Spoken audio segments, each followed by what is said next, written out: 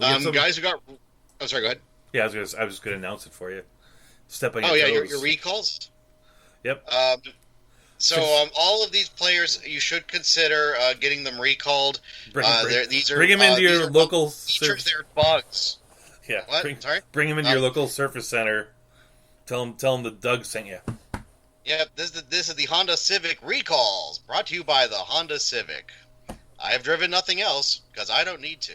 The differentiation between recalls and call ups is like when a guy gets called up for the first time, that's a big deal. When a guy gets called up for the third time, it's not quite as big a deal. But we bring these up because people will forget about these guys. Like they were excited about him in April, but now they're getting up. They're no longer excited about him. They're the same guys. Anyway, so Bringing up these names will save tens of thousands of lives if you let the public know about it. all right.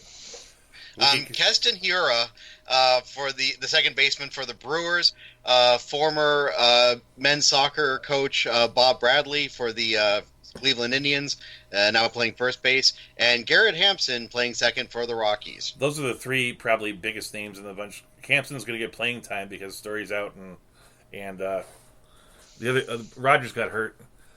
Keston Ura was a big deal to me. I didn't think Milwaukee would do it. I thought Milwaukee was firmly committed to not winning this year. That's why they sent him down. I don't know how they figured out that this guy is 40 times better than Travis Shaw. You know. But anyway, As a Sox fan, I could just say that's not really that hard.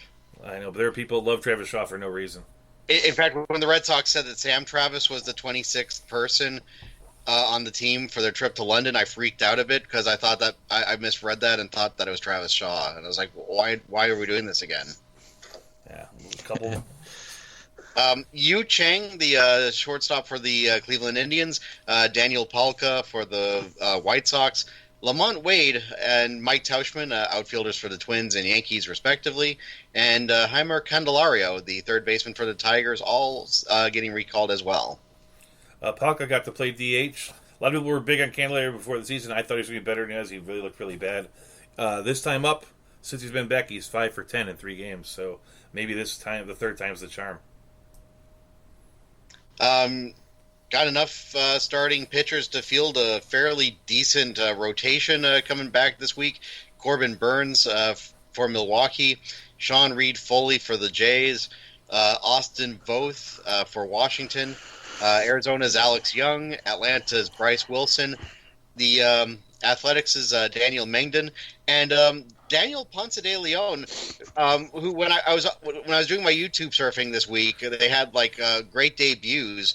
And I guess this was last year when Ponce de Leon in his major league debut threw 7 no-hit innings. I will constantly bring up Daniel Ponce de Leon. He looks good when he's pitching. They just don't. They have enough pitchers. They don't give him the real chance. They called him up this time to go to the bullpen to get the bullpen help. But if he was a starter, he's a guy that I'm adding all over the place. Austin Voth, he went 6 innings versus the Braves. Let up 1 run, and it was a home run to Acuna. Austin Voth is going to get his second start. He's a pretty decent pitcher. Don't be fooled by Alex Young of Arizona. He did pitch 5 innings of 1-run ball versus San Francisco, but it was in San Francisco, and his ERA was over 6 at Reno before the call-up. Yeah, Meng didn't pitch pretty well. I don't have the stats in front of me right now, but he did have a good outing the other day. I believe against St. Louis. But I wouldn't count on him for much either. Yep. All we got left is our send-downs and releases. We can go through these real quick. All right. Among your send-downs, Chicago White Sox Yonder Alonso, first baseman, Milwaukee infielder Hernan Perez, the Brewers second baseman Travis Shaw, and the Yankees Kendrys Morales. It was one-time answer for the Yankees. Now he's in their minors.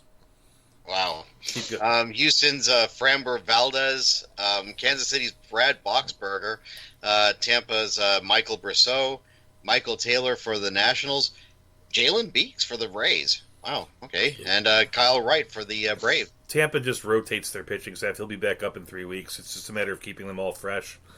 The one that's interesting is go look up how well, not you guys right now, you guys are on a show, Michael Brissot, a non-rated prospect for him, looked like a really good hitter. I was shocked they sent him down.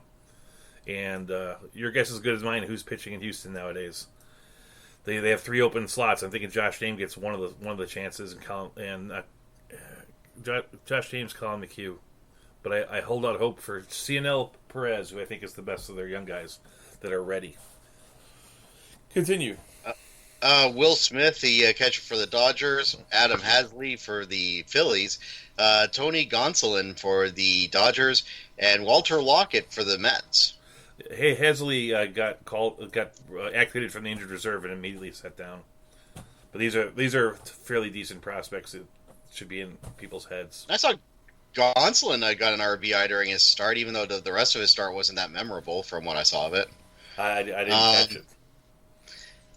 Adam Savali for Cleveland, Eric Feta for Nationals, Mike Voltenowitz for what? That the guy who was an All-Star last year. Yeah. God, wow, that gone that well, huh? Jeez.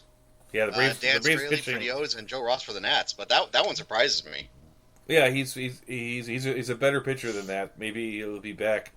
They have a lot of options in Atlanta this year, and they keep tinkering with it. I don't know what to say. There was some rumor that Savali would have got a second start on Friday, but he should be somebody you should watch because he's going to come up sometime with Cleveland and pitch again. He looked pretty decent. And finally, the 2 guys that released this week. Leonis Martin for the Indians, and Trevor Rosenthal did get someone out eventually, right? Because I know he did get somebody out. That is true. He did get somebody out already. 2 weeks in, and I remember people still talking about the infinite ERA. So I just want to make sure it is a number. It's a real number, I should say. And with that, the rundown concludes. We can say for sure that it got its money's worth. Sure did. So now we're in the part of the show where we're going to talk about some baseball topics. And I told these guys this week we're going to do a little bit of show and tell. I wanted them to surprise me and the professor. The professor surprised me by not showing up. But there's things that were just interesting to them in baseball, and we're going to talk about for about 5-7 minutes each before we get to trivia. First up is, say your name. Me, Stevie Yost first, I guess. Anybody who wants to be. All right. Well, I've kind of got.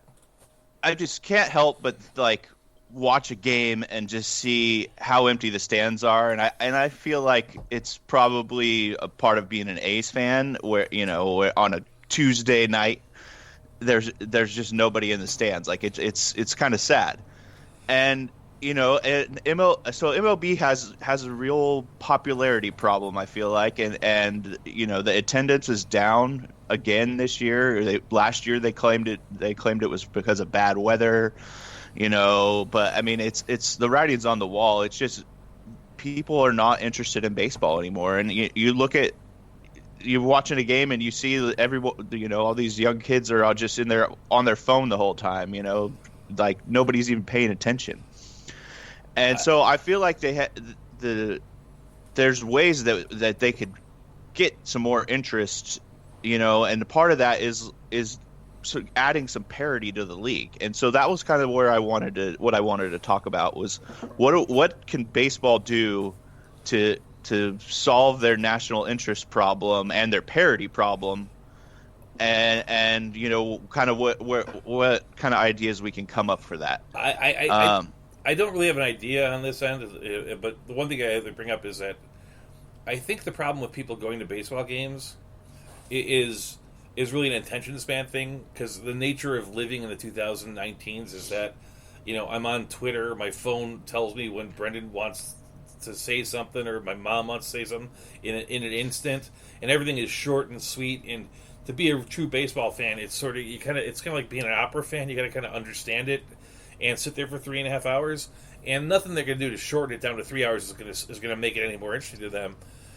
But on the other side of the coin is that the fandom of baseball really isn't dropped. It's just people aren't going to the games. The people are watching as much on TV as they were before, because when you're on the TV, you can sit on your phone and do other things. You can flip to another station. I mean, that's what I do. I'm a Cub fan, and I say that I watch a lot of Cubs games, which is true. But while I'm watching a Cub game, I'm flipping over to the Rays game. I'm flipping over to the Cardinals game. I'm flipping over to other things, because that's the nature of my attention span in 2020. I'm getting dumber and less patient over time. Now, what can they do to make it more exciting? I don't know. I actually, do you have an idea? Explosions. More fireworks. That's good. Well, and I Cheerleaders. think there you go. But I think that it boils down to parity too. I mean, if you've got such a disparity between the payrolls, for instance, of like the Tampa Bay Rays $62 million and the Boston Red Sox $226 million.